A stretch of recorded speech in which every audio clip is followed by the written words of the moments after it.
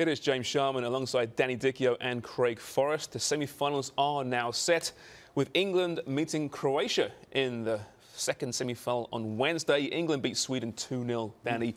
Another really composed performance from the young England team. Jordan Pickford, though, man of the match, just outstanding.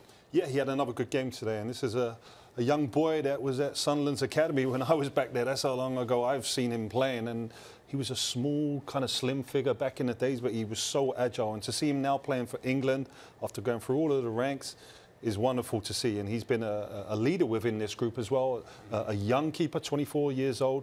But this defence that England have been playing with, not only protecting the goal, but being a threat on set pieces as well. Harry Maguire coming in with the big header today.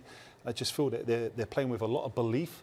It was a frustrating first half at times, and I think that Maguire goal kind of set them a little bit. Although I was a little bit unhappy with Sweden today, Craig, in a quarter-final.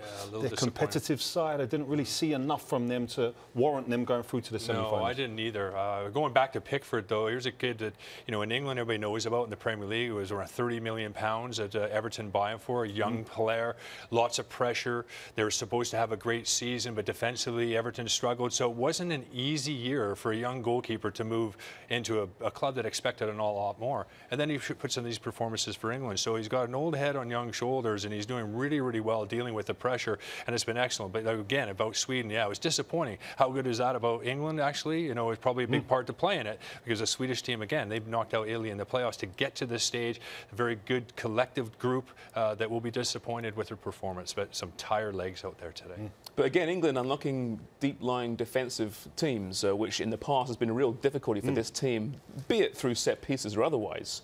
This England team is just so different to what we've seen in recent years. Well, it's a good plan B to have as well, because I think they knew they were going to have a lot of the ball today. In possession, they dominated possession of the ball, but they knew that certain other areas of the field they could dominate, and they've obviously been working on their set pieces prior to the World Cup starting, because they've looked to threat all through it. And even though Sweden are a good team, England came out with different formation on their set plays, free kicks and corner kicks today, and they could have had a couple from it. But what a wonderful tool to have as well, because if you're having a lot of the ball, we saw Spain against Russia the other day, they couldn't get through with anything. It was very predictable side to side in the end. And if you have the weapons of being very dominant in the air, or having a very good free kick taker or corner kick taker, then you are a threat to score goals. I think this is the World Cup where we've seen the most set-piece goals, Craig, and I don't know why. I don't know whether it's because of VAR now or... Well, I think the VAR certainly plays a part. You know, players aren't able to grab anymore. I think early in the tournament it was really magnified to the referees and to the public, that in the players, that you're grabbing players in the box. So that might be freeing up a few. Certainly seen a few free headers in this tournament. But overall, the details that England and Southgate have done is brilliant. Everything that they've dealt with, because you have to deal with different challenges every single game, where the players that teams that sit back, teams that want to be in midfield, or teams like Sweden that are a little bit more direct. They've dealt with all the challenges. I said before, yeah, okay, Tunisia, Panama, lose to Belgium, they beat an average Colombian side, and then Sweden, but still, they've dealt with anybody that's come in front of them, and that's all you can do. What I like about this England team as well is that they don't get ahead of themselves. I think Gareth Southgate's kept a good lid on all the emotions and said, look, we're a young team, we're doing very, very well. We know the media frenzy and the fans frenzy happening back home, but the job's not done. We're here to go as far as possible in the tournament, and they've exceeded that so far, but they want to go on to the finals. They want to go and win the World Cup, and what's a chance? Where are the scandals with this England team, right? There's not there this year, you know. It's almost disappointing in some ways. They've got the big test, though, coming up against Croatia. Croatia take care of Russia on penalties. Yeah. Listen, this Croatian team, in the midfield in particular, are world-class. It's going to be a big challenge for the English, but at the same time, it could be a very tired Croatia.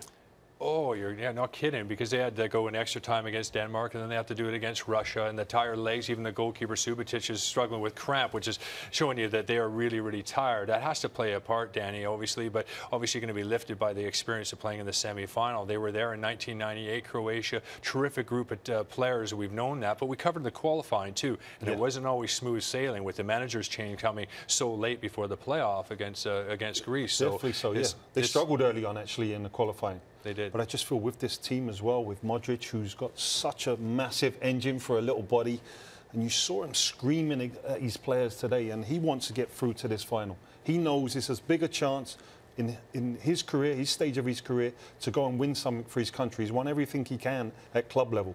And now what a moment to cap it off with taking his country alongside Rakitic, alongside Mandzukic. This is their last big tournament, you know, their aging team to win something. And I think, as you said, a semi-final, tired legs or not, they're going to give it everything. I think they're going to give it everything. It's going to be a great matchup. Yeah, Modric at this point, probably the favourite for the Golden Ball as player of the tournament. He's been just sensational.